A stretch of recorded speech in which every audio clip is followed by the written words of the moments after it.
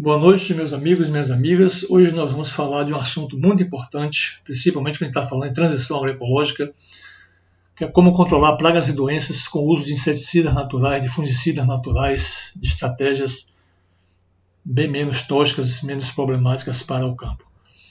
Antes, eu convido vocês a conhecer o nosso canal, quem não conhece ainda, o canal Verde Já, porque nós estamos postando muitos vídeos interessantes, que vocês estão vendo aí, por exemplo, vídeos sobre manejo ecológico do solo, sobre agricultura sintrópica, sobre sistemas agroflorestais, sobre a produção de micro-organismos eficazes, que é o EM, composto orgânico, né? Produção de hortaliças orgânicas. Então tem muitos vídeos aí para vocês conhecerem. E aí eu peço que vocês se inscrevam, que vocês compartilhem, que vocês dêem o like e possam tocar o sininho lá para ser notificado de novos vídeos. Então, hoje é mais um vídeo que a gente vai trabalhar com vocês aqui. Para a gente falar em controle de pragas e doenças, a gente precisa entender as causas, por que aparece praga e doença. Essa própria palavra praga, na verdade, é meio pesada, né? Os insetos sempre viveram na natureza em equilíbrio. A gente chama praga quando o inseto está em desequilíbrio, que ele passa a causar danos econômicos. E a gente aprendeu nas escolas de agronomia, escolas técnicas agrícolas e tal, a controlar o efeito, mas porque as pessoas tinham interesse, inclusive, em modificar a grade curricular da nossa formação para a penetração do modelo da Revolução Verde, chamado de modernização, que era o pacote tecnológico para uso indiscriminado de adubo químico, de sementes melhoradas, de veneno, agrotóxicos e tal. Então só ensinava a gente o efeito, combater o efeito, para a gente já recomendar logo ao agricultor ou à agricultora usar os venenos. Eles tinham interesse em vender. Então não ensinaram a gente a combater as causas. Por que aparece a praga e doença? Como evitar que apareça a praga e doença? Como não precisar de usar veneno? Claro que ele não tinha interesse em que o agricultor, né, não se tornasse os clientes dele, os escravos dele, né? Mas a gente vai trabalhar aqui agora no processo de libertação. Como a gente entender por que aparece praga e doença, para que não apareça ou para que não venha causar danos econômicos para o agricultor e a agricultura. Primeira coisa que nós temos que cuidar bem é a fertilidade do solo. Então, no próprio vídeo que eu já postei sobre o manejo ecológico do solo, nós falamos bem aqui sobre a fertilidade física, química e biológica do solo. Então, o solo é o responsável pela produção das plantas. Então, se você tem um solo sadio, você vai ter uma planta sadia. Se você tem um solo bem equilibrado, você vai ter uma planta equilibrada, uma planta harmonizada com o seu ambiente. Então a gente precisa cuidar bem do solo, eliminando as práticas prejudiciais, que eu já falei em outro vídeo, favorecendo as práticas conservacionistas do solo e enriquecendo o solo com adubos orgânicos, adubos naturais, adubos verdes, para formar a biomassa, a placenta do solo, ou seja, trabalhar para manter e melhorar a fertilidade do solo. A gente também precisa conhecer as sementes e mudas que nós estamos usando. Às vezes a semente e a muda podem já estar contaminadas. Então a gente muitas vezes usa uma semente que foi cultivada em outro bioma, em outra região, e traz para aqui para nosso bioma diferente. A semente às vezes também é uma semente preguiçosa, é uma semente vulnerável, é uma semente dependente.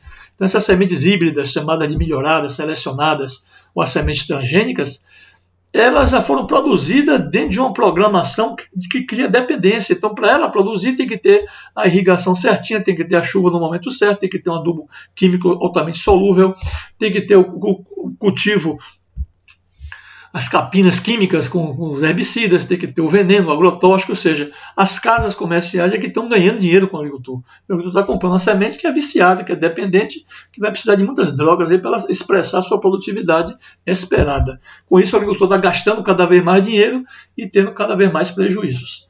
Então, por isso que a gente recomenda na produção orgânica, na agroecologia, na agricultura sintrópica, a valorização, a multiplicação e a disseminação das sementes crioulas, que são as variedades locais, que algumas pessoas chamam carinhosamente de sementes caboclas, sementes da paixão, né?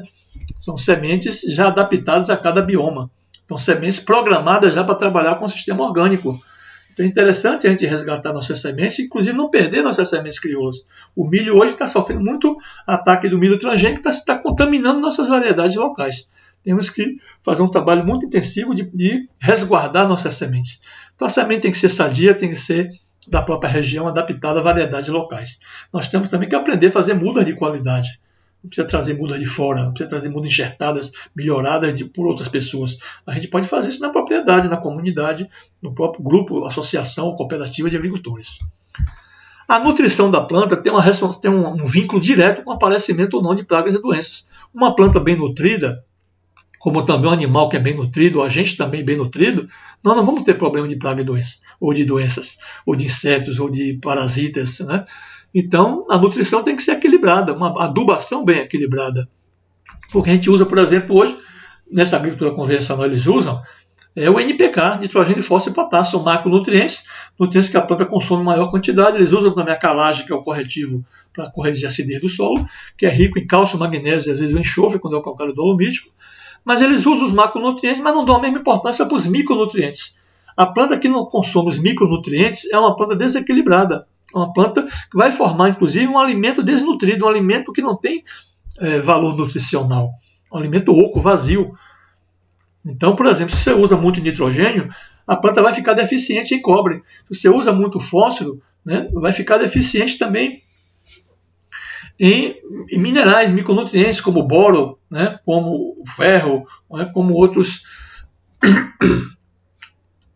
Eu já falei aqui do cobre, né?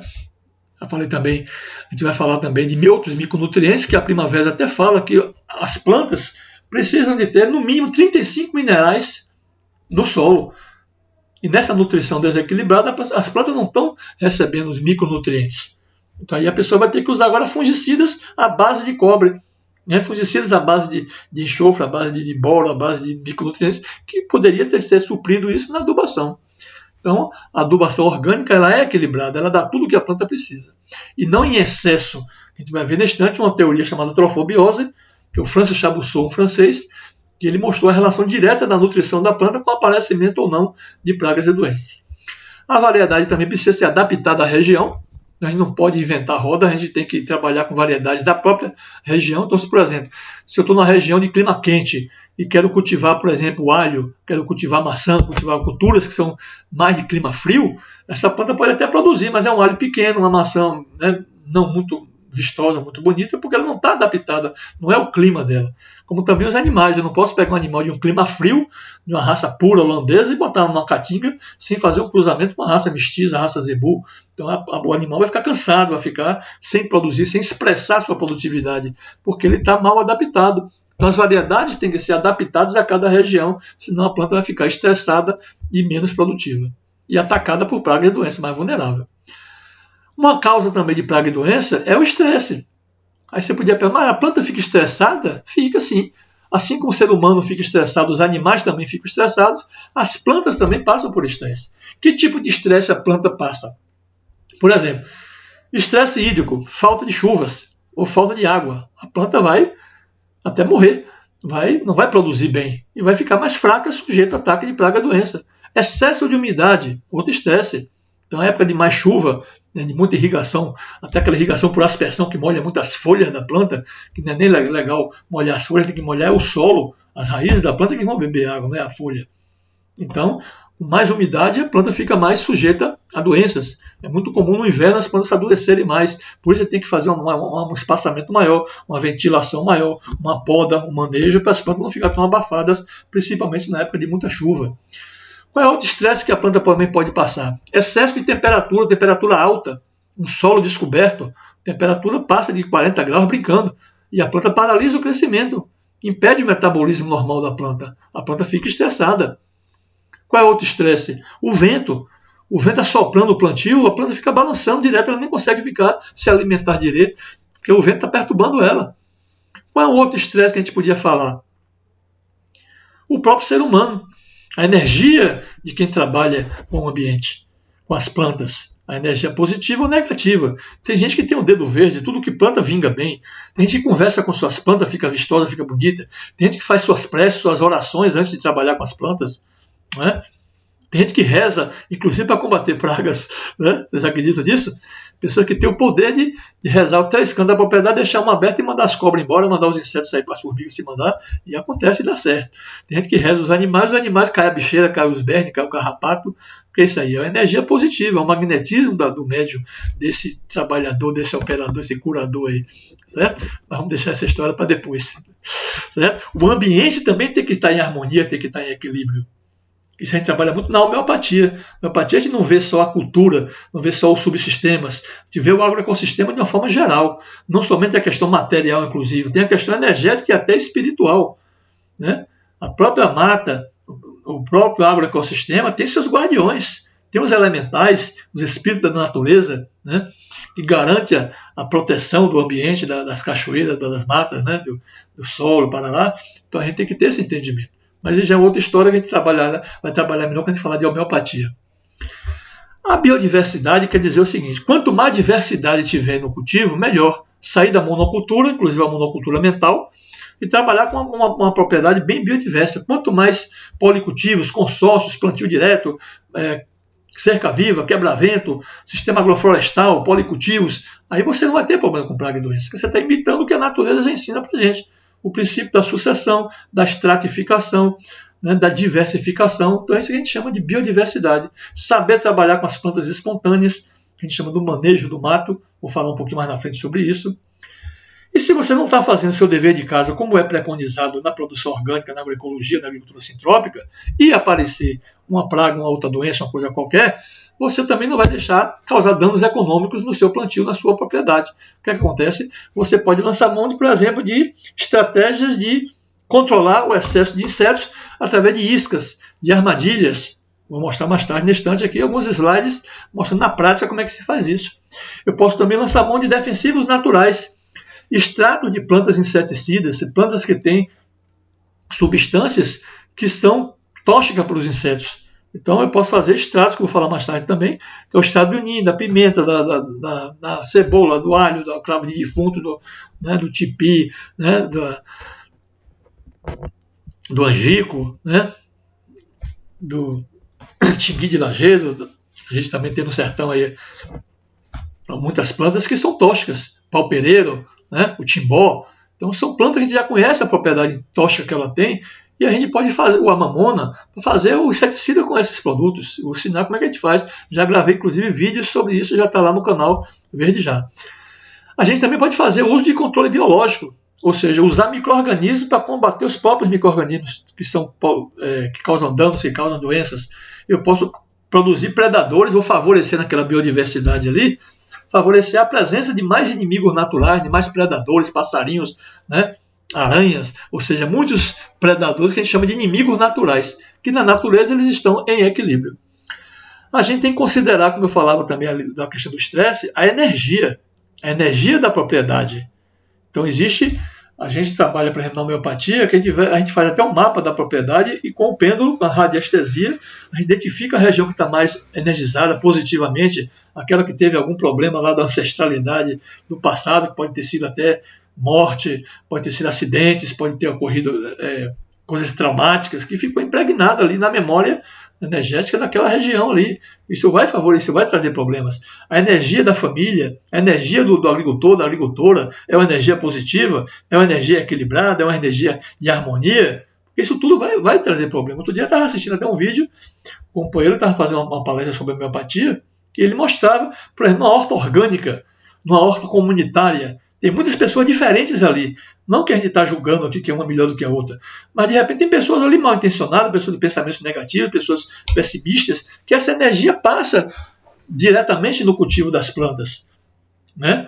Então, a gente tem que estar bem harmonizado com a natureza, a gente tem que estar no fluxo da energia positiva da natureza, da ordem divina, da ordem superior, né, que governa tudo. A gente tem que estar trabalhando com a natureza e não contra a natureza, com a energia positiva. Aí eu vi até um depoimento outro dia de um agricultor que ele colocou uma coisa interessantíssima. Ele já está tão integrado com as plantas, com os animais, com o seu agroecossistema, que ele disse com muita propriedade o seguinte: eu sinto aqui a presença de Deus. Deus está na frente, eu estou indo atrás. Eu estou seguindo aqui o que Deus quer. Outro companheiro fala: você pode ser que você trabalhando aqui com a natureza, com o seu sítio, com você está produzindo organicamente e tal, pode ser que você não fique rico, mas com certeza você vai ficar uma pessoa feliz, porque a pessoa passa realmente a interagir no processo natural, né? E a pessoa que tem amor no coração, a pessoa que veio aqui na Terra já está aprendendo a ser uma pessoa caridosa, solidária, amiga, né? Uma pessoa que só pensa do bem, que tem amor no coração, com certeza as plantas, os animais vão perceber essa energia, vão interagir com você, tá certo? Então essa questão energética tem influência sim. Você deve saber de casos não estou julgando aqui, mas tem pessoas que falam, gostei dessa sua laranjeira, carregou, está pegando muito bem, bonita essa laranjeira e tal. Quando dá as costas, daqui a pouco, dentro de uma semana, a laranjeira começa a murchar, começa a secar e morre a laranjeira. Que praga foi essa? A energia negativa. Tem pessoas que são invejosas, têm o olho gordo, tem pessoas até sem saber, detêm essa energia negativa, que está acompanhando ela energeticamente ou espiritualmente, está levando essa energia inferior. Né? A gente também tem que ter esses conhecimentos aí para saber, né, se defender ou favorecer um ambiente mais equilibrado. Então, quando a gente fala em insetos, a gente fala em pragas e doenças, a gente tem que entender o seguinte, que na natureza está tudo em equilíbrio. Então aqui a gente está vendo aqui algumas fotografias, onde mostra, algumas imagens, né, onde mostra os animais silvestres que são predadores, né, um controlando o outro, um comendo o outro, né, um mantendo a população em equilíbrio. Ou seja, os insetos que a gente chama, que nós chamamos de pragas, eles são vegetarianos, eles comem as plantas. E tem o carnívoro, que é o inimigo dele, o inimigo natural, é o predador, é quem controla ele. Então, na natureza, vivem em equilíbrio os predadores, os inimigos naturais, com suas presas, que são chamadas pragas. Mas está tudo em equilíbrio. Quando a gente desequilibra esse sistema, que os insetos, talvez, tomam uma multiplicação maior. Então, por exemplo, você fala um desmatamento, tirou muito passarinho, tirou uma horada dos animais silvestres, o que acontece? A gente vê muitas pastagens cheias de lagartas, cheias de gafanhoto. O que é isso? Porque está faltando os predadores para controlar aquele excesso de insetos que está aparecendo, um desequilíbrio. O problema foi lá do desmatamento. O uso abusivo de agrotóxico, de herbicida nas pastagens, está causando esse desequilíbrio. Então, a gente tem que pensar em trazer o equilíbrio dentro da propriedade.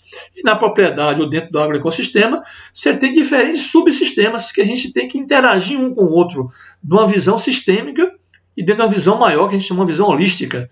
Né? Então, na homeopatia a gente fala o holon, né? A gente vê a propriedade como um todo, um organismo vivo, interagindo. Então, por exemplo, a gente tem aqui os animais deixam aqui seus resíduos, as fezes, o esterco para as plantas, recebe das plantas aqui a palhada ou grão na sua ração, né? Ele também pode jogar a urina da vaca aqui para as plantas, né? A gente tem aqui as abelhas polinizando, eles vão buscar o pólen e o néctar das flores, mas também estão cruzando as plantas umas com as outras, estão polinizando as plantas. Então é um casamento perfeito quando a gente tem o componente animal e o componente vegetal dentro da propriedade. Então tem subsistemas, por exemplo, da horta, que dialoga bem aqui com os peixes, dando aqui comida para os peixes jogando aqui as fezes na água, essa água por aquaponia, joga aqui para molhar as plantas, as hortaliças, parará, né? Então a gente tem aí plantas herbáceas, plantas arbustivas, plantas arbóreas, adubadas ou não com o esterco dos animais, ou seja, tudo interagindo. Até a produção de gás aqui, ó, com o próprio esterco dos animais, levando gás aqui para a cozinha, com agroindústria, energia elétrica agora na propriedade, ou seja, é esse sistema que tem que estar equilibrado e um sistema que funciona bem assim, né, bem azeitado aí, você não vai ter problema de desarmonia, de desequilíbrio, muito menos de pragas e doenças. Está tudo em harmonia, está tudo em equilíbrio e o grande regente aí é a força criadora, é a força superior que é Deus e nós devemos ser o quê? Instrumentos de Deus, fazer a graça de Deus, né, chegar até a Terra, chegar aqui na natureza. Então nós temos os guardiões da natureza.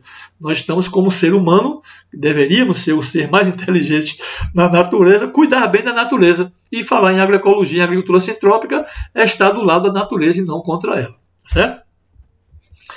Então aqui é aquela teoria que eu falava da trofobiose. O Francis Chabousseau mostrou muito bem a relação que tem a nutrição da planta com o aparecimento de pragas e doenças. Então, ele diz o seguinte: quando a planta recebe adubos químicos solúveis, principalmente os macronutrientes, NPK, parará, então a planta come muito mais do que precisa, então fica sobrando na seiva da planta, o que a gente chama de aminoácidos livres, aminoácidos solúveis, ou então açúcares redutores. E são justamente esses alimentos que estão sobrando na seiva da planta, que é o alvo dos insetos que estão atrás dessas substâncias livres, menos complexas, mais simples, porque os insetos não têm a capacidade de comer, por exemplo, uma folhagem, uma forragem, como os animais graúdos, né, mamíferos inclusive, tem a capacidade de transformar isso em substância mais simples para se alimentar. O inseto precisa encontrar essa substância mais simples na natureza. Né?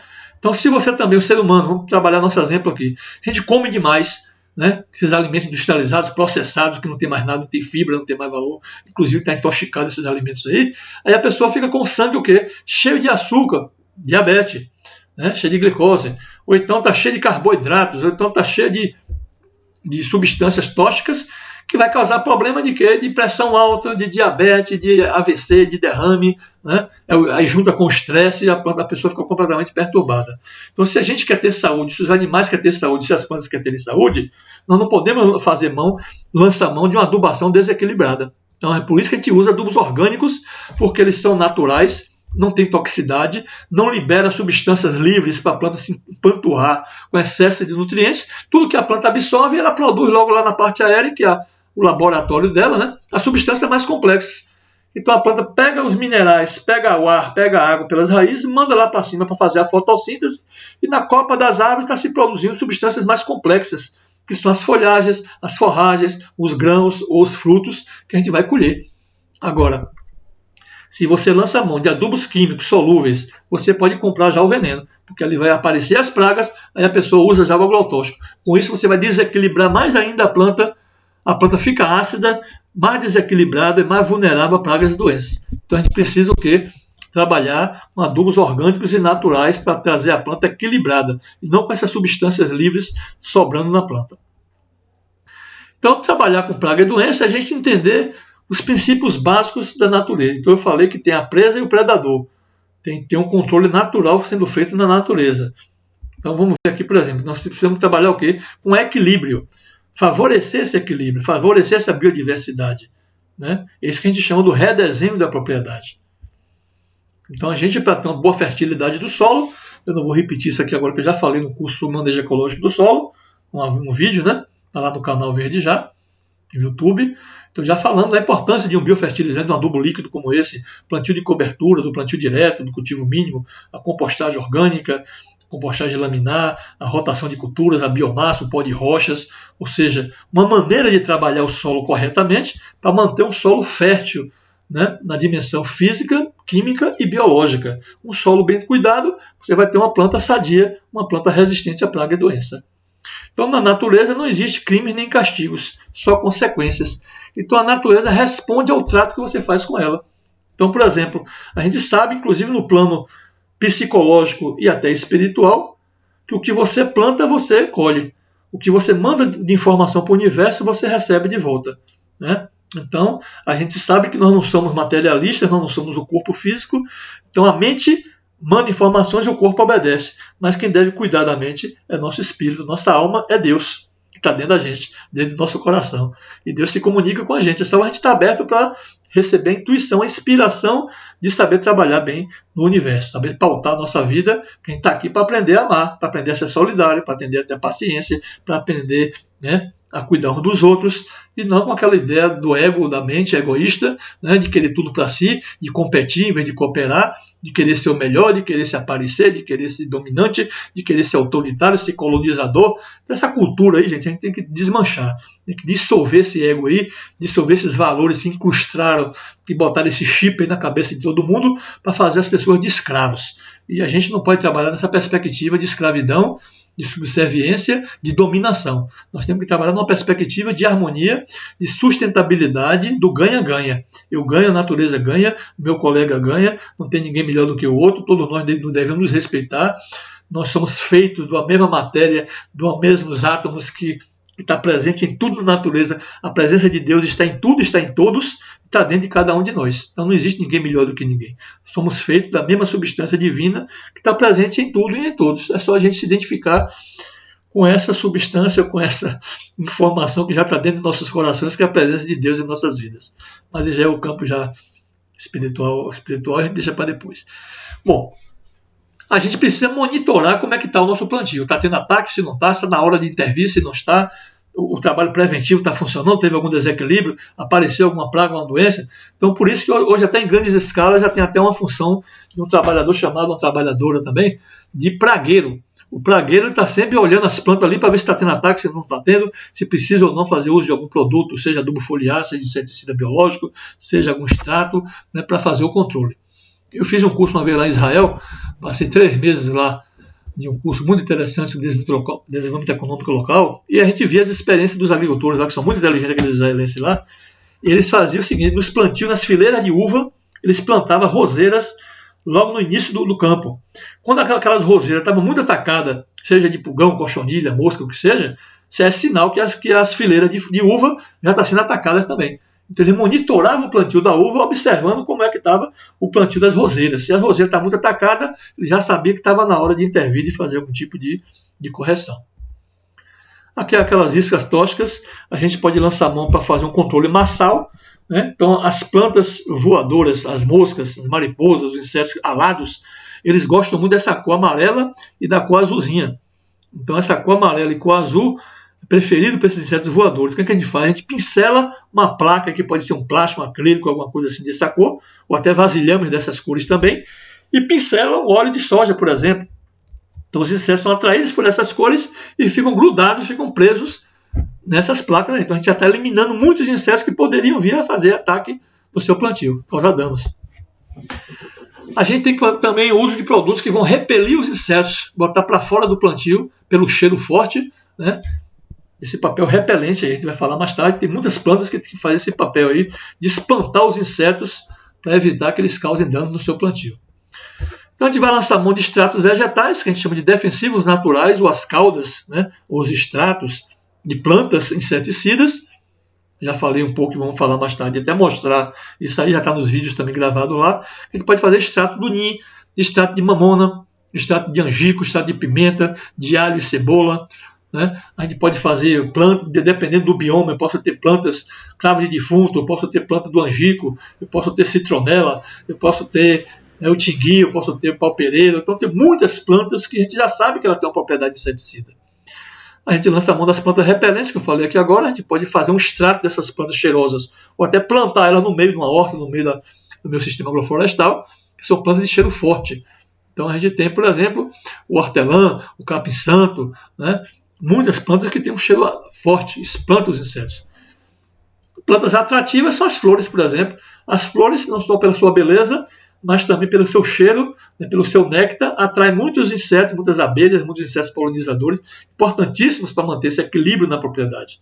Então é interessante a gente fazer essa intercalação também de plantas que têm flores, não somente para servir de alimento para uma pastagem apícola, para as abelhas, que vão fazer um papel importantíssimo de polinização, até aumentar o rendimento, a produtividade das suas culturas, mas vai atrair também muitos predadores, muitos inimigos naturais, que vão ficar ali atrás dessas flores, e se encontrar inseto lá, eles vão comer o inseto também. Vai haver um controle natural, os inimigos naturais, os predadores, comendo os insetos que poderiam ser uma praga no seu plantio.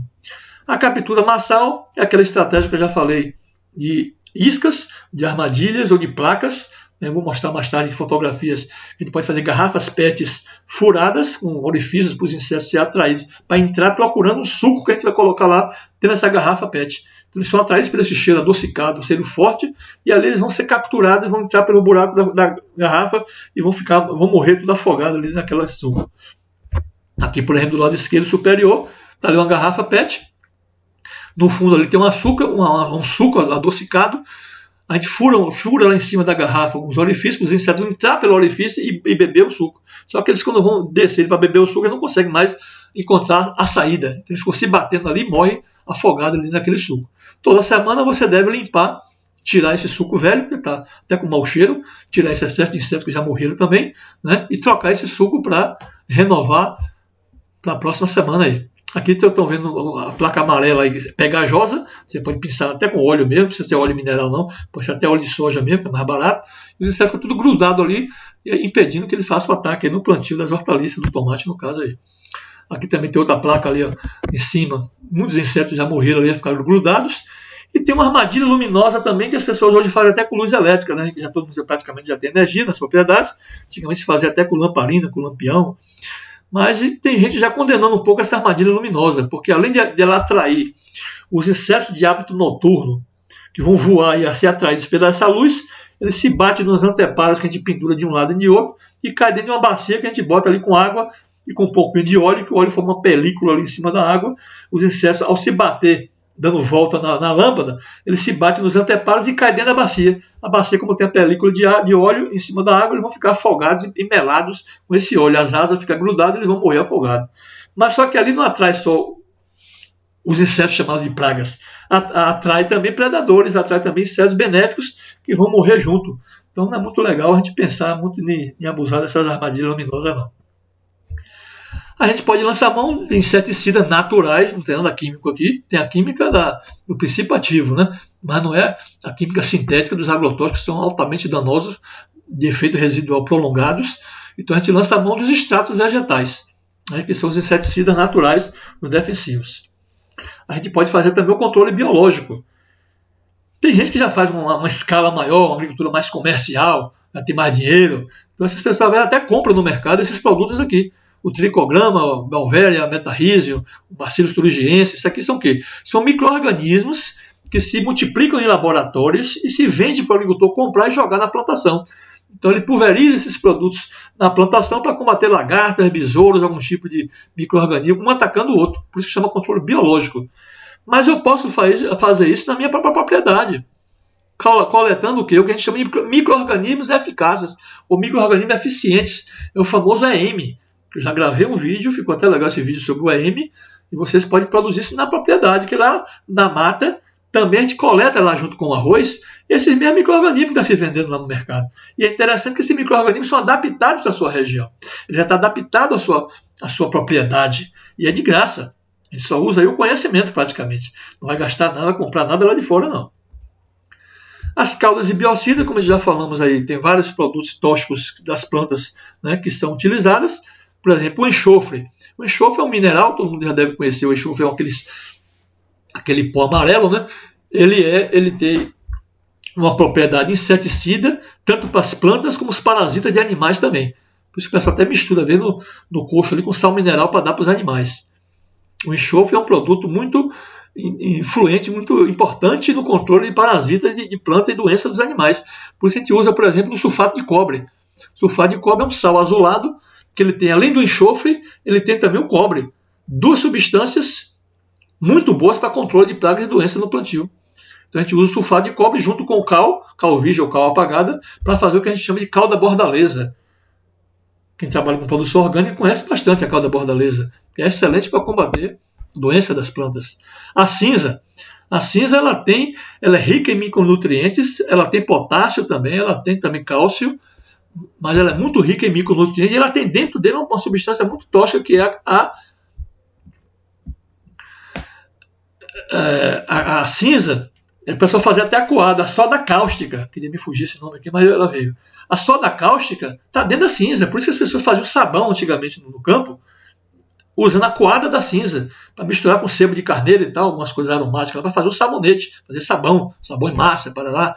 Então a cinza a gente usa, por exemplo, para fazer um produto muito interessante que eu recomendo vocês fazerem, e é barato e é fácil de fazer. É a chamada água de vidro. Água de vidro, por que chama água de vidro? Porque a cinza e a cal, para fazer água de vidro, você pega meio quilo de cinzas, meio quilo de cal. Derrete os dois, no outro dia você mistura os dois, e você tem agora meio quilo de cinza com meio quilo de cal, para fazer o quê? Para usar em 20 litros de água, que é a capacidade de um pulverizador de 20 litros, o grandão. Né? O que é que essa cinza tem? O que é que esse cal tem? Ela tem ali o silício. O silício é um mineral que confere resistência à epiderme das folhas e à casca dos frutos. Então o fruto fica mais duro, as folhas ficam mais duras, impedindo os insetos que vão querendo picar, sugar a seiva das folhas, ou picar para sugar o fruto, ou botar os ovos ali no fruto. Então a água de vidro é interessantíssimo, baratíssimo para você fazer. Meio quilo de cinza, meio quilo de cal. Bota para derreter os dois, mistura os dois para 20 litros de água. Qual a dificuldade que tem para você fazer isso? Né? E você vai ter uma planta bem mais endurecida, agora resistentes. Tá certo? A gente usa esse silício também da forma homeopática. A gente trabalha com silício para conferir essa resistência para as plantas. Extratos vegetais, eu já estou falando demais aqui desses extratos. Unia, mamona, pimenta, tem muitas plantas inseticidas, tem muita cartilha aí ensinando a fazer todas as receitas. E tem essas emulsões aí com óleos e sabões. Existem pessoas que trabalham com, por exemplo, sabão de coco, é mais recomendado que o sabão massa. O sabão é o seguinte, a gente pode raspar o sabão, por exemplo, de coco, uma barra daquela de 200, 400 gramas, para fazer para 20 litros de água. Eu posso raspar, bater no liquidificador e coar, ou eu posso derreter ele no fogo, depois eu coo e diluo em água e aplico logo. O sabão ele vai grudar nos insetos, ele vai impedir que o inseto vá respirar, vai grudar nas asas do inseto, vai matar os insetos que não podem voar mais. Então você já matou muitos insetos só com esse sabão aí. O óleo e o sabão a gente pode fazer também um produto muito fácil de você fazer. Eu já fiz vídeo sobre isso, já está lá no canal, mas eu vou repetir aqui rapidamente, que é fácil se gravar. Você pega meio litro de óleo de soja e meio litro de detergente de cozinha baratinho aí. Meio litro de óleo de cozinha com meio litro de detergente forma o quê? 1 litro. Eu boto dentro de uma garrafa PET de 2 litros. Então a metade da garrafa já tem ali meio litro de detergente e meio litro de óleo de soja. Balança bem ali, fica uma substância parecendo um leite. E qual é a quantidade que eu vou usar para um pulverizador de 20 litros? Apenas um copo. Então em 1 litro, eu fiz 1 litro, né? Meio litro de um, meio litro do outro. Eu tenho 1 litro, eu tiro só 200 ml. O que é 200 ml? Um copo de beber água, aquele copo de vidro, aquele copo de plástico, que a gente costuma beber água aí. Ali tem 200 ml, já é a dose para um pulverizador de 20 litros. Mas nessa solução eu tinha 1 litro, não só tinha 200 ml. Então aquele litro ali dá para 5 bombas, 5 pulverizadores, porque é um copo só para cada pulverizador. Aí eu faço até a recomendação que vocês usem essa emulsão aí do óleo com detergente e já bote junto também o extrato vegetal. Por exemplo, 1 litro do extrato de nim, 1 litro do extrato de mamona, ou da pimenta, ou do alho e cebola, certo? Ou até da água de vidro logo junto, tá certo? Porque já vai logo tudo junto, já vai inseticida, fungicida, já vai logo tudo para fazer esse controle natural. A isca tóxica, a gente já explicou sobre isso aí. A gente fazendo um resumo isso aqui, a gente tem que garantir esse equilíbrio, sempre o equilíbrio, sempre a harmonia, não só correr atrás da praga do inseto, mas entender por que ela apareceu. Isso é desarmonia, desequilíbrio. O principal insumo é o conhecimento, é o ser humano, e a agroecologia nos possibilita, a agricultura sintrópica nos dá essa informação, que a gente chama de tecnologia de processo, e não tecnologia de produto, de comprar produtos, de viciar em comprar as coisas lá de fora. Gastar um dinheiro que já está escasso para dar para os outros, né? Que beleza. O bom é você fazer tudo na propriedade, mas só faz quem tem conhecimento. E a finalidade desse canal aqui é passar esses conhecimentos para a gente fazer esse movimento agroecológico, sintrópico, e para frente, para a gente estar tendo acesso a socializar essas informações. O foco principal deve ser o agroecossistema e não aquele subsistema, só ver a horta. É ver a horta, ver a frutífera, ver a árvore, ver a forrageira, ver a madeireira, ver os animais, ver tudo junto. Está tudo interagindo ali, certo? Inclusive o ser humano, dentro do sistema. Os insumos são direcionados às consequências e não às causas. Então, esses produtos que as pessoas ensinaram a gente usar, o pacote, aquele negócio todo, é só para combater as consequências, os efeitos, e não as causas. A gente tem que corrigir as causas. A gente está falando aqui das causas para não precisar, né, fazer tipo um bombeiro e só correr atrás do incêndio. Tem que evitar que o incêndio aconteça. Evitar que o desequilíbrio, que os insetos se tornem dano econômico para a plantação. Então as pragas não são a regra. A praga é o desequilíbrio, é o efeito e não a causa. Então vamos pegar na parte prática aí agora, o que eu falei até agora, vocês vão ver agora funcionando no dia a dia. Aqui, por exemplo, o agricultor foi esperto, ou a agricultora.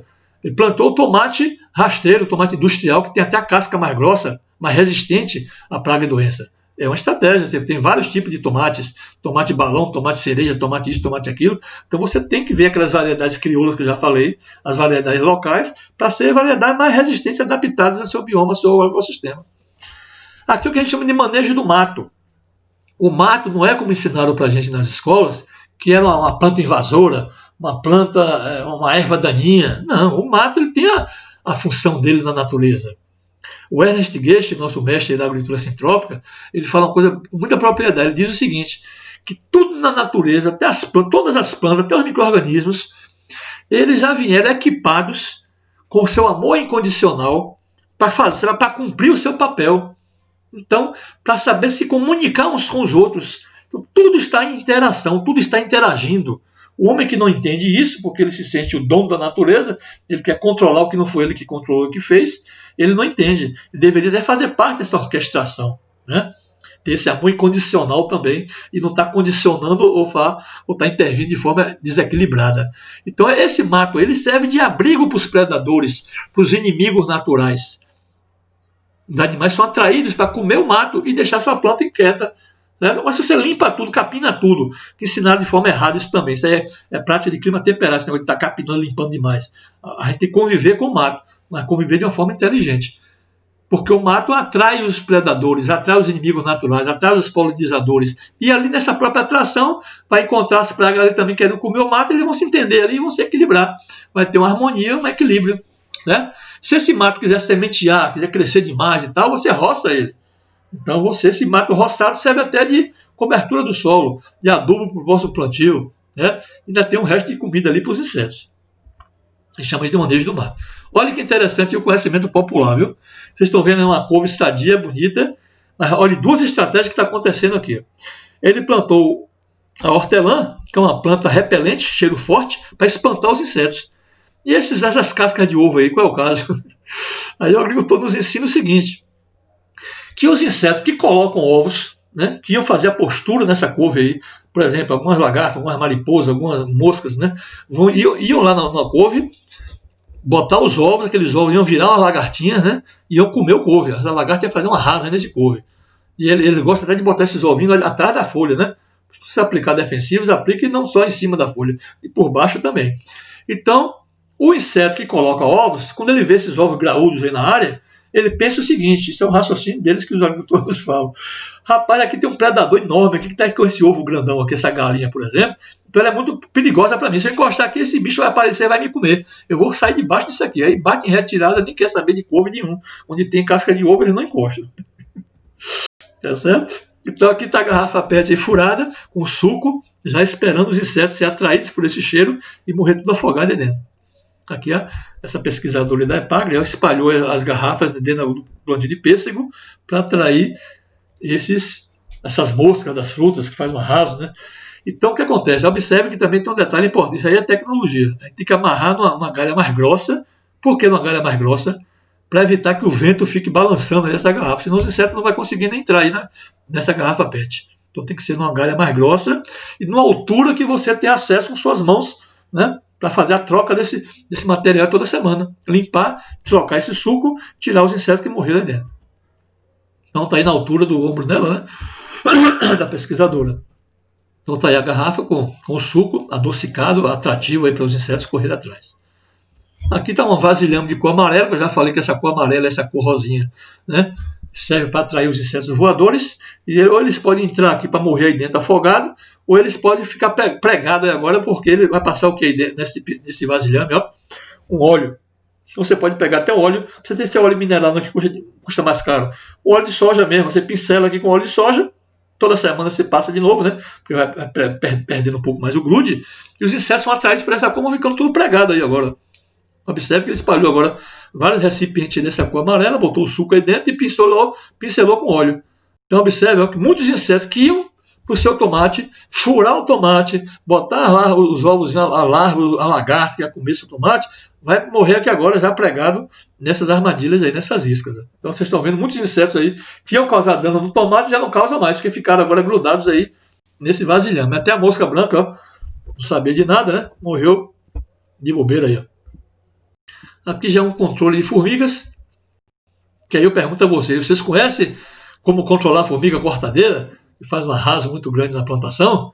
Então vou mostrar para vocês aqui várias estratégias para controle de formiga. Uma tá aqui já, que vocês conhecem bastante, fácil de usar, é a mamona. Então tem gente que corta os pedacinhos de folha de mamona para botar no carreiro da formiga. A formiga vai levar essas folhas de mamona para dentro do formigueiro e vai intoxicar e matar as formigas, tudo que está lá dentro do ninho da formiga. Para não ter trabalho de fazer esses cortezinhos aí, eu posso fazer o próprio extrato da mamona, da folha da mamona, bater no liquidificador, deixar de molho ali alguns dias no álcool, e esse próprio extrato eu derramo dentro do formigueiro, que mata tudo também. Aqui ela fez os cortes aí, as formigas estão levando já a folha para dentro do formigueiro. Aqui para ambientes domésticos, né? Então o cara está usando aí a canela, que é um repelente de formigas, em pó, para passar até junto do pé da planta, né? Olha quem está aqui do lado esquerdo, a casca do ovo. Então essa canela está jogada aqui como repelente. Ele pode diluir essa canela também em água para pulverizar a planta, para molhar a planta e com cheiro forte espanta os insetos. Aqui está uma estratégia muito interessante para combater formiga. É o uso da própria formiga. Isso a gente chama de homeopatia vegetal, ou agro-homeopatia. Então, o que essa pesquisadora está mostrando para a gente aqui? Ela coletou algumas formigas, uma mãozinha de formiga aí, a gente bota dentro do álcool 70%, faz o que a gente chama de tintura-mãe. Dessa tintura-mãe, depois de uns 10 a 12 dias, a gente vai fazer o quê? Tirar algumas gotas dessa tintura-mãe, bater no álcool 70%, em vidros escuros, que é o que a gente chama de homeopatizar o produto. Então essa informação da morte da formiga vai ficar na memória desse álcool, dessa água, e a gente vai fazer um preparado homeopático que a gente chama de nosódio. Então, nosódio na homeopatia é um produto feito do próprio inseto, ou da própria planta doente, ou do próprio solo intoxicado, do próprio solo, de uma água também está poluída. É uma fantástica essa ferramenta da homeopatia, que não vai dar para explicar para vocês aqui agora, certo? Aqui um produto também muito bom, inclusive para combater formiga, que é o EM, micro-organismos eficazes. A gente leva o arroz para a mata, coleta lá em bambu, em vasilhas plásticas, cobertas e tal, protegidas, os passarinhos, a lagartixa não comer. Ou então a gente pode trazer essa rapeleira, esse malche lá da mata, para colonizar esse arroz aqui. Ó. Já fiz um vídeo sobre isso, não vou repetir muita coisa aqui agora. Aqui eu trouxe para a Feira de Santana, que tem um sítio lá em Monte Gordo, em Camaçari. Trouxe essa rapeleira aí para botar dentro de uma caixa de papelão. E aqui eu botei os copinhos de garrafa PET cheio de arroz, botei mais folhagem aí, umedecidas, cobri, e o que, é que vai acontecer? Os micro-organismos vão sair dessa folhagem e vai tudo para cima do arroz. Esses micro-organismos vão ser capturados, e a gente vai agora capturar esses micro-organismos depois de uns 10 dias aí. Esses micro-organismos vão colonizar o arroz, tá vendo o arroz todo já mofado, cheio de micro-organismos já. Agora eu vou pegar esses copinhos, lascar aqui, ou balançar, tirar esse arroz. Esse arroz a gente usa mais de cor clara, de cor escura, mais para decompor matéria orgânica, já expliquei no vídeo, né? A gente bota no composto ou no biofertilizante, ou até para decompor material grosseiro. Mas aqui eu vou pegar os fungos, os micro-organismos de cores mais claras, e vou misturar na água esse arroz todo poluído, aí, todo colonizado, com açúcar, de preferência açúcar mascavo, açúcar demerara, o melaço, o caldo de cana, coisa natural, e não adubo, o açúcar químico branco, né, refinado. A gente bota nas vasilhas aqui que vai produzir gás aí dentro, e a gente deixa durante 10, 12 dias ele produzindo esse gás aí, porque eles estão se multiplicando. Esses micro-organismos vão beber essa água açucarada aí, que é caloria, que é energia, vão se reproduzir, por isso que vão produzir gás. E a gente tem que ter cuidado, porque senão ele explode essas garrafas. Por isso que todo dia tem que tirar esse gás aí. Depois, de 10 a 12 dias, acabou o gás, você tem agora o seu EM, ó, micro-organismos eficazes que você já coletou. Aqui eu já estou utilizando no sítio, do lado direito o biofertilizante, do lado esquerdo o EM embaixo, e lá em cima no pulverizador, homeopatia. Pronto, está resolvido minha adubação aí, meu controle biológico. Estou coando aqui o biofertilizante para aplicar tudo junto já, no plantio das fruteiras que a gente estava introduzindo lá. E aqui está a minha fábrica de EM. Então não preciso comprar metarrhiza, tetagrama, tricograma, bacilo thuringiense, que eu já tenho isso na minha propriedade. Aspergilos, tudo já tenho lá na minha mata. Já coletei lá com arroz, já fiz meu preparado aqui. Meu controle biológico está pronto. E eu só preciso usar aqui, gente, um copinho de café, 50 ml, para um pulverizador de 20 litros. Né? Então rende bastante. Se for na fruteira, se for para o solo, eu posso até usar uma dose mais forte. Eu posso botar até um copo, né? Um copo de 200 ml para 20 litros de água. Mas ele rende bastante, certo? Antes de acabar, eu torno a botar mais açúcar, mais água, espero produzir mais gás, mais 10 dias, 12 dias, eu torno a ter um vasilhame cheio de EM de novo. Se não estiver mais produzindo muito gás e tal, eu repito no outro ano, já coleto mais com arroz e faço mais EM. Aqui agricultores que já estavam fazendo o seu experimento, no segundo módulo, antes de Socorro, nossa amiga aqui já trouxe aqui os copinhos estavam tudo dentro da folhagem aí, e eu fui mostrar para ela que agora a gente vai multiplicar eles, botar junto com o açúcar, com água, para fazer o EM. Um outro produto para combater formigas, o que é isso aí? Uma casca de laranja podre. Aqui está uma laranja podre. A gente pega essas laranjas, bota umedecida com água, deixa ela quieta no canto lá que vai apodrecer. Quando apodrecer, você pega essa laranja agora, tritura tudo, machuca tudo na água e despeja dentro do formigueiro. Ou pega essas cascas completamente colonizadas aí por esse fungo aí é antibiótico, né? É a penicilina, o penicillium. Né? Então, quando as formigas comerem essa casca podre aí, cheia de penicilina, né? Vai matar os fungos que estão lá dentro do formigueiro delas. Então, é um controle natural feito com a laranja podre. Ou eu boto essa laranja podre aí, essas cascas no carreiro para levar para dentro do formigueiro, ou eu trituro tudo e já despejo lá dentro do formigueiro.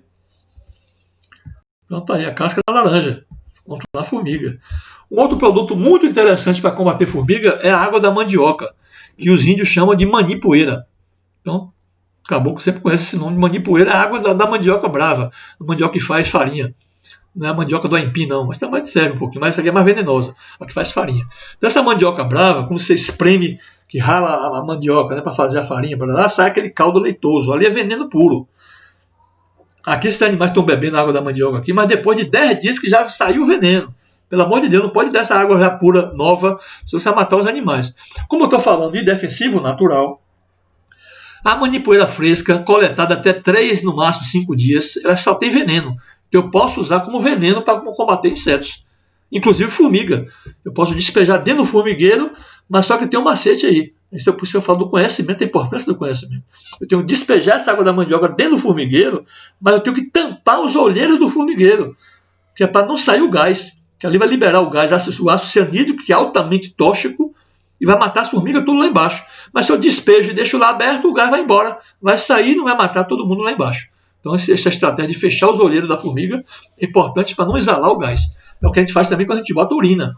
Urina humana, urina de animal, de vaca, parará. Eu deixo fermentar ali alguns dias dentro de uma garrafa PET fechada. Ali produz um gás, é bom até tirar esse gás aí também. Depois despeja essa urina fedorenta dentro do formigueiro. Ali vai produzir o gás amoníaco, que é tóxico e vai matar as formigas também. Mas eu tenho que tampar o formigueiro também. As entradas e saídas do formigueiro, que a gente chama de olheiro, né? Aí controla tranquilamente. Agora, depois de 10 dias que já saiu o veneno, eu tenho agora um adubo e uma alimentação para os animais, que é a manipoeira fermentada já. Eu tenho 15 minerais dentro da manipoeira, inclusive o enxofre. Por isso que esses animais estão com essa pelagem bonita aí, ó. Porque o enxofre, eu já falei que é um parasicida, né? Ele combate parasitas. Então ele combate a mosca do chifre, ele combate o carrapato, ele combate a verminose. Por isso os animais estão saudáveis e engordando, porque também tem carboidrato dentro dessa água da mandioca, que é a goma, né? A tapioca. Então está aí a pelagem bonita dos animais, um produto que as pessoas jogam fora, não sabendo que isso aqui é um defensivo natural quando ele está fresco, depois de fermentado. É uma alimentação para os animais, vira uma ração. Usa-se também, inclusive, para fazer a culinária humana. Tem alguns pratos, né, tucupi com tucupá, não sei o que lá de Belém, lá do Pará, eles fazem muito esse preparado aí. Os índios até fazem uma cerveja, uma cachaça lá com essa manipoeira, que não é o caso a gente comentar aqui agora, mas a manipoeira, ó, depois de fermentado, os animais vão se acostumar primeiro. A gente molha a forragem deles para eles já se acostumando com um gostinho meio amargo que eles não conhecem ainda. Quando eles já estão acostumados, a gente já bota no coxo e livre, eles bebem lá a quantidade que eles querem, até lambe o berço aí, ó. Muito bom para os animais, tá vendo? Aqui a gente faz um trabalho de pesquisa da antiga BDA, uma empresa de assistência técnica de extensão rural da Bahia aqui, oficial, e a gente está mostrando aqui, lá em Ribeira do Pombal, colega nosso que estava fazendo esse trabalho de dar manipoeira fermentada para engordar cabra e ovelha aqui. Aqui não vai dar para eu falar muito tempo agora, porque o tempo é curto, é limitado, mas eu vou fazer um vídeo sobre isso, que é a importância da gente trabalhar com a Lua, as fases da Lua e a estação do ano. Porque na Lua crescente e a cheia, a energia está toda na parte aérea da planta. Na Lua minguante a nova, a energia está toda na parte subterrânea, nas raízes. Então, quando eu quiser aplicar, por exemplo, um biofertilizante, um EM, uma manipoeira, uma urina, né, eu tenho que aplicar na Lua crescente e a cheia, porque a energia está toda na parte aérea. Então vai reagir melhor esse banho que eu dei na parte aérea. Se eu quero plantar uma semente de uma planta que vai me dar a parte aérea, por exemplo, se eu quero plantar alface, couve, coentro, cebolinha, né, ou salsa, eu planto na lua crescente, porque ela vai dar o tempo de germinar e vai coincidir a germinação, a emergência dessa plantinha na lua cheia, que está com todo o vigor na parte aérea. Aí você vai ver sua planta dar um arranque, crescer bastante, porque você plantou na lua certa. Você vai plantar planta de raiz, cenoura, beterraba, mandioca, aipim. O que acontece? Batata doce, você planta na minguante, que é para a força estar na parte subterrânea. Quando ela germinar, dá o tempo dela germinar, que botar a raiz para descer, vai encontrar o quê? Logo em seguida, a lua nova, que é toda a força agora está na parte subterrânea. Então a raiz vai dar um arranque, vai desenvolver bem aí agora, um arranque bom, porque pegou a lua certa. Então tem que saber a época certa de podar uma planta, a época certa de enxertar uma planta, fazer um enxerto, a época certa de castrar um animal, de botar os animais para chocar. Até o sexo que vai escolher, se quer sexo que nasça pinto macho ou que nasça que franga. Tem que saber a época certa de botar os animais para chocar. Você vai pescar, qual é a melhor lua para pescar? Isso é ciência, e depois a gente vai fazer um vídeo sobre isso aí. Qual a melhor estação do ano para eu fazer uma poda mais radical? Qual é a estação do ano para eu fazer as podas? Tudo isso, qual é a melhor lua, qual a melhor estação do ano para eu colher plantas medicinais para fazer chá? Tudo isso tem ciência.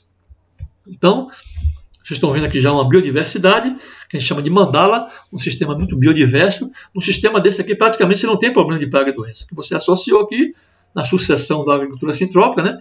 Plantas rasteiras, herbáceas, plantas anuais, cultivos arbustivos e cultivos permanentes. Então você tem a sucessão, a estratificação e a diversidade de plantas, uma ajudando a outra. Os micro-organismos se entendem agora com seus predadores e inimigos naturais.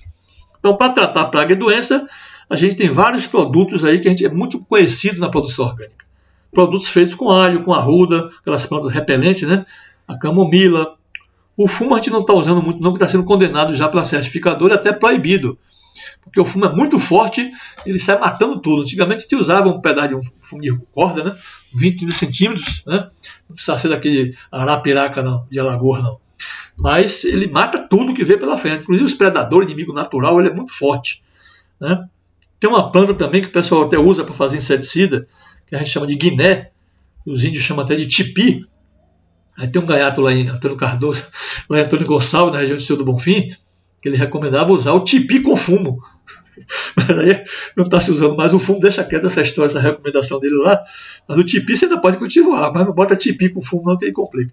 Mas a gente pode ter essas plantas também aromáticas, ó, cheirosas, repelentes, que é o coentro, o cravo de defunto, a cebola, a cebolinha. A gente bota até um pouquinho de creolina dentro do pulverizador, com aquele cheiro forte da creolina, é repelente. A cerveja aqui para capturar os caramujos, né? A folha de gergelim, aí bom para combater formiga também. A folha de gergelim, você planta nas carreiras de gergelim, as formigas gostam muito de atacar o gergelim. Quando ele leva a folha de gergelim para dentro do formigueiro, ali gera um gás e mata as formigas tudo. O leite de vaca, de cabra, o leite a gente usa muito para fazer o controle de um fungo branco que a gente chama de oídio ou míldio. É muito comum a gente ver isso nas folhas do quiabo, da abóbora, da melancia, das cucurbitaceas, né? Do chuchu, do pepino. A gente pega 1 litro de leite para 10 litros de água. É 1 para 10%. É excelente para combater esses fungos brancos aí, o oídio e o míldio. O fumo a gente já deixou quieto, esquece ele aí. Urina de vaca, além de ser muito rica em nitrogênio, em amônia, né? Ele serve como repelente de insetos e serve também para adubar a planta, porque ele é muito rico em nitrogênio. Então, além dele vivificar, favorecer o crescimento, deixar a planta verde e viçosa, ele espanta os insetos também. Há quem diga que se eu jogar até essa urina velha aí na porta de sua casa e tal, você espanta até as coisas ruins que está querendo encostar na sua propriedade, na sua casa, viu? Aí já a parte energética e espiritual. Bom, a gente já falou do sabão, né, sabão de coco, detergente, né, aquela solução de cinza, do óleo, daquela emulsão. Lembra que eu falei do óleo de soja com óleo de detergente? Muitos agricultores e agricultoras, consumidores, geralmente faz sempre essa pergunta: como é que eu faço para combater a fumagina, aquele fungo preto que dá na laranjeira, no limão, não sei o quê? A coisa mais fácil do mundo é controlar isso aqui. Por quê? Porque quem faz isso aqui é um efeito. Quem causa esse problema aí é o pulgão, a cochonilha, a mosca branca, que já sugou, ele botou o ferrão dele lá na folha, sugou a seiva da planta e excretou nas suas fezes umas fezes açucaradas. Essas fezes açucaradas que vai aparecer esses fungos oportunistas, esses fungos escuros que vão atrás desse açúcarzinho aí. E aparecem umas formiguinhas também procurando lamber esse açúcar aí. Para evitar que aconteça esse efeito, você combate a causa. Quem é a causa? O inseto sugador que botou essa excreção açucarada, que é o pulgão, a cochonilha e a mosca branca. Como é que você controla esses insetos? Com todos aqueles produtos que eu já falei aqui. Aqueles extratos de plantas inseticidas. Então basta aí um banho aí com um extrato de nim, extrato de mamona, de pimenta, de alho e cebola, né? Aquelas emulsões. Controla facilmente esses insetos aqui. Tá certo? A gente pode lançar mão dessas plantas repelentes cheirosas. Está aqui o exemplo do alecrim, da hortelã, do mastruz, da ortiga, né? A gente pode plantar elas também, intercalando na horta, né? Um produto bastante conhecido da produção orgânica é a cal da bordaleza, muito usado para combater doenças das plantas. Nessa época de inverno, que as plantas receberam mais umidade, né? A gente falou daquele excesso de chuvas, excesso de irrigação, a planta fica mais suscetível ao aparecimento de fungos, de doenças. Então a cal da bordaleza ela é feita com o quê? Está até reduzindo a quantidade de cobre, que a certificadora está pegando um pouquinho pesado na questão do cobre, que é muito tosco. Então a Epagre de Santa Catarina fez uma pesquisa e bastava você reduzir essa quantidade para 100 gramas. Então a gente usa hoje 100 gramas de sulfato de cobre e 100 gramas de cal virgem ou cal hidratada. Dilui os dois, mistura os dois no outro dia, faz o teste para saber se não está ácido com a faca, né? Isso aí é outra história, vamos ler mais tarde sobre isso aí, para saber se está ácido ou não, se bota um pouquinho mais de cal ou não. E aí você aplica. Então ele tem o enxofre, que está no sulfato de cobre, tem o cobre, que está no sulfato de cobre, e tem a cal, porque é cáustica, tem o silício do cal também, né? Não esqueça do silício. Aí você combate as doenças. Existe um outro produto chamado calda sulfocálcica.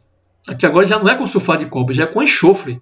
Então a gente bota geralmente 2 kg de enxofre para 1 kg de cal, né, para 100 litros de água. Ou então reduz isso aí para 20 litros de água, né, divide isso aí por 5. Né, mas você tem agora o enxofre, né, e tem o cálcio. E importante que esse enxofre é cozinhado, vai no fogo. Nas cartilhas explica tudo isso aí. Você vai cozinhar esse enxofre aí, 1 hora mais ou menos, cozinhando esse enxofre, ele fica com uma coloração assim. Ele entra amarelo e sai escuro desse jeito aqui. Ele é interessante porque ele combate não somente as doenças, como a sulfato da hortaleza, mas ele combate também os insetos, porque ele é cáustico. Então o enxofre aí, como eu já falei, que é excelente para combater parasitas de animais e insetos na plantação, esse enxofre é forte. Então ele combate os insetos e as doenças também. Pronto, a calda sulfocálcica é completa. E é fácil de fazer. Aqui no meu sítio, a gente começando lá o trabalho já nesse terreno aqui, eu encontrei lá dois produtos defensivos naturais. Por exemplo, aqui eu encontrei do lado esquerdo a lantana camará, que a gente chama popularmente de chumbinho. É até medicinal essa planta. O pessoal até às vezes come até esse chumbinho. Mas para os animais é tóxico, para os insetos é tóxico. Tá certo? E causa até despigmentação dos animais. Mas é outra história, deixa a parte animal para depois. E aí eu faço uma tintura, um extrato vegetal com a lantana camará, que é o chumbinho. Eu uso como inseticida.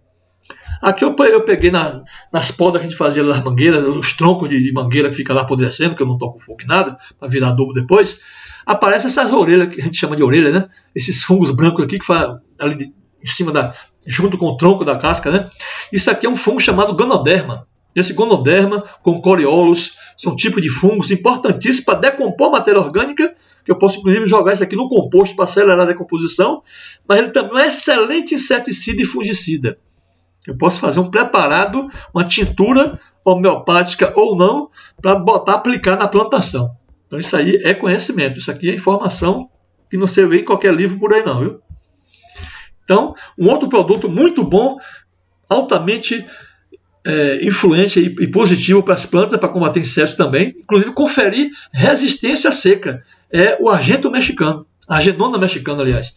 A agenona mexicana é uma flor assim, que parece até um espinho, assim, uma planta medicinal, inclusive, ela é do México, do deserto lá do México, por isso que é uma planta muito resistente à seca, e ela tem um alcalóide aqui que é tóxico para os insetos. Então o que eu fiz aqui? Eu peguei essa folhagem aqui da agenona mexicana, bati no liquidificador, botei junto com o álcool 70% para fazer a tintura mãe.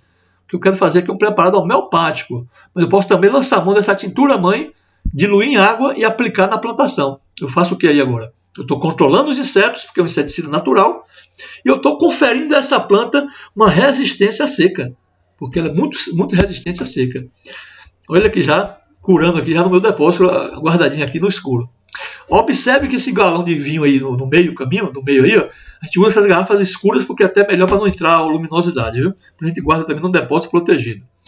Aqui eu fiz o quê? Um extrato de baraúna. Quem conhece a baraúna do semiárido da caatinga aí, é uma planta robusta, bem forte, uma resistência enorme, uma planta alta do extrato emergente. Então o que eu fiz aqui? Eu peguei a casca da baraúna, que os raizeiros vendem no comércio para plantas medicinais, bati isso, triturei, eu machuquei aí, botei no álcool. E essa baraúna, como é uma planta muito resistente, muito forte e robusta, ela vai passar essa informação para o álcool, esse álcool vai pegar essa memória de resistência, e quando eu aplicar essa tintura aí, diluída em água ou homeopatizada na forma de homeopatia, quando eu jogar isso na minha plantação, eu vou fazer o quê? Eu vou jogar essa informação da resistência da baraúna para resistir agora, para aumentar a resistência do meu cultivo. Isso é conhecimento, isso é interessante, é um processo, não é produto, fácil de fazer. Então está aqui já o Coriolis, aqui, o Ganoderma, os fungos e aqui a lantana camará, que tem o alcalóide aqui. Então eu estou fazendo meu preparado já da tintura mãe. Tem um produto homeopático aqui do lado também que eu estava usando na época, tá vendo? Aqui embaixo na figura do lado esquerdo. Então, preparando a pulverização com esses produtos aí. Aqui eu tinha multiplicando a minha semente de adubo verde, mucuna preta do lado esquerdo e feijão de porco do lado direito, para fazer o que a gente chama da placenta, né? Fazer a adubação verde, a cobertura morta depois, a terra já fica adubada. Bom, esse vídeo, como eu falei, esse canal nosso Verde Já, observe que tem vários inseticidas aqui já, ó, tá vendo? Vários vídeos Olha o que tem aqui, o controle natural de lagartas. Eu posso usar a própria lagarta, inclusive, para fazer o preparado. Posso coletar a lagarta do maracujá, a lagarta do mandarová, da mandioca, a lagarta do curucurê, a lagarta do milho. Eu posso coletar algumas amostras de algumas lagartas. Estou ensinando tudo isso aqui no vídeo, está aqui já no canal. E fazer um preparado do próprio lagarta. Quando eu jogar em volta em cima da lagarta, eu boto para elas correr tudo da área. Estou fazendo inseticida natural aqui, estou ensinando como é que faz a cauda bordaleza, estou ensinando aqui a fazer o extrato do ninho, o extrato da mamona. Está tudo aqui já no canal. Vocês procurem acessar e divulgar o canal, porque está de graça aí para todo mundo ter acesso. Aqui já é um curso que a gente está fazendo aqui na comunidade Coqueiro, distrito de Monte Gordo, lá em Camaçari.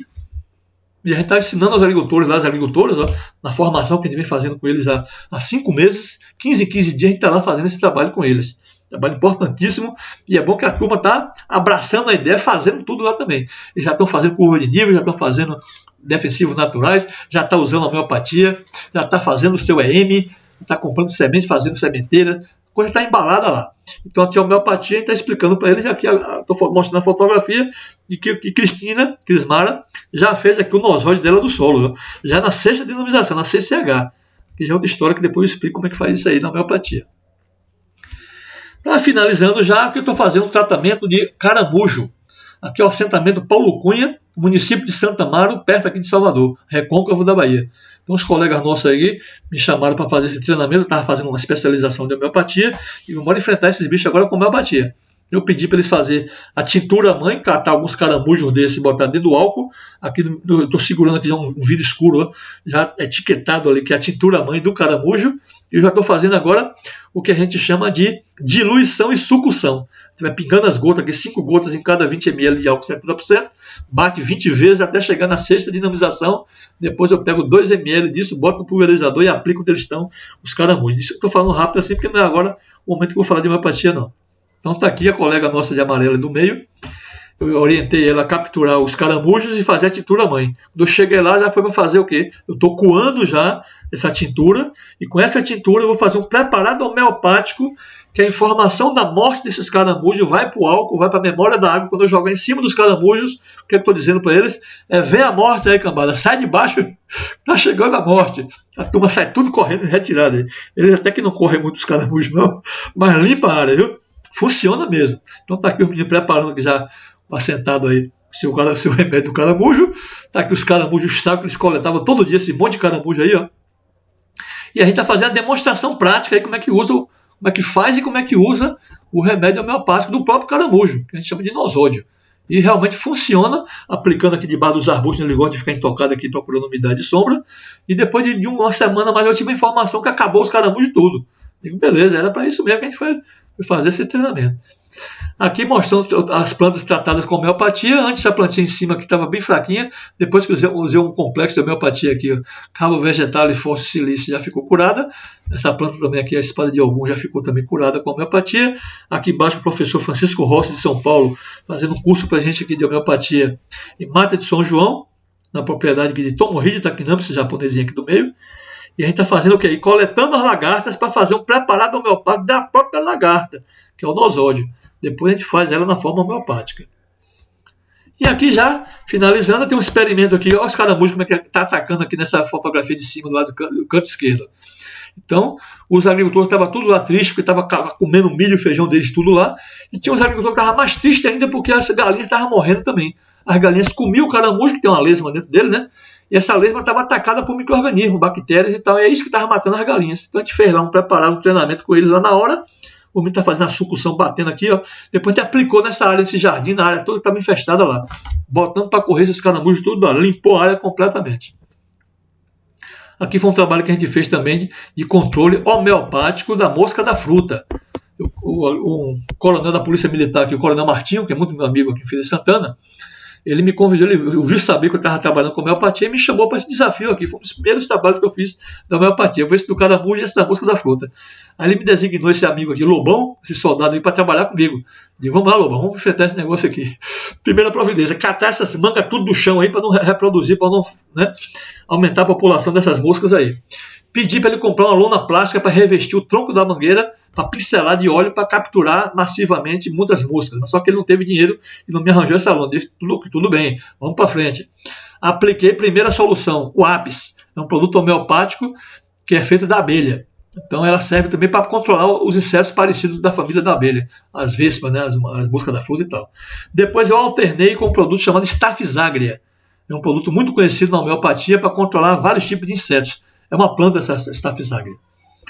E por último eu fiz um complexo homeopático, eu alternei agora com carbovegetalis, fósforo e silícia. Olha o silício que eu falei. O silício, por que o silício? Porque o silício vai dar mais resistência à folha. A folha vai ficar mais dura para o inseto não picar e não furar ali, não botar os ovos aqui dentro. E o fósforo e o carbovegetalis, que inclusive é feito do carvão, serve para controlar vários tipos de insetos e doenças das plantas.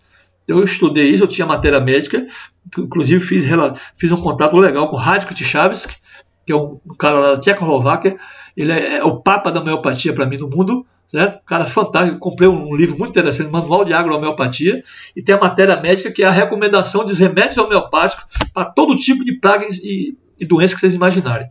Então hoje a gente tem esse cabedal de conhecimentos aí, com a colaboração aí do Radko Tchavsky e muitos pesquisadores brasileiros que já estão fazendo esse trabalho fantástico aqui no Brasil. Eu destaco o Carlos Bonato, lá da Universidade de Maringá, o Boff, lá do Santa Catarina, né? Tem muitos pesquisadores hoje trabalhando nessa linha. Fernanda Cândido, lá em Minas Gerais, Vicente Casale, da Universidade de Viçosa. Bom, e aqui a gente está fazendo um processo de recuperação também de uma área doente. Aqui o pessoal estava tendo muito problema de fusariose, que é um fungo que existe no solo. O solo da região de Feira de Santana está tudo já infestado, porque ele não faz rotação, fica sempre plantando na mesma área feijão, milho, mandioca, não faz correção do solo, não usa calagem. Então, como estava o solo tudo com fusariose, que quando ele sobe, ele vem da raiz e ataca a folhagem, deixa a folhagem toda amarelada e queima o feijão todo de uma hora para outra, grande prejuízo para os agricultores. Aí eu enfrentei esse desafio para fazer um tratamento homeopático agroecológico para combater a fusariose e a antracnose, que é uma doença que dá muito nas vagens do feijão. Aqui ele está fazendo o quê? Um preparado homeopático do próprio solo. A gente coleta a amostra de solo e faz o preparado homeopático para jogar em cima, para tratar o solo. E aqui o menino está aplicando com pulverizador, tá diferente aí, mais fácil de aplicar, não pesadão, né? Fazendo já o tratamento do solo. Então eu fiz o quê? Corrigi o solo com calagem, joguei pó de rocha, remineralizei esse solo, usei composto curtido ou esterco curtido e fiz o tratamento homeopático. Em seguida a gente plantou, depois fiquei dando os banhos aqui, alternei calda bordaleza com produtos homeopáticos. Acabou o problema de fusariose e de antracnose, foi um sucesso esse trabalho aí, certo? Aqui a gente está mostrando aqui o trabalho de homeopatia que a gente fazia aqui na região. Aqui embaixo está até na estação experimental de Aramari, que eu trabalhava lá com o sistema agroflorestal na estação experimental da IBDE de pesquisa.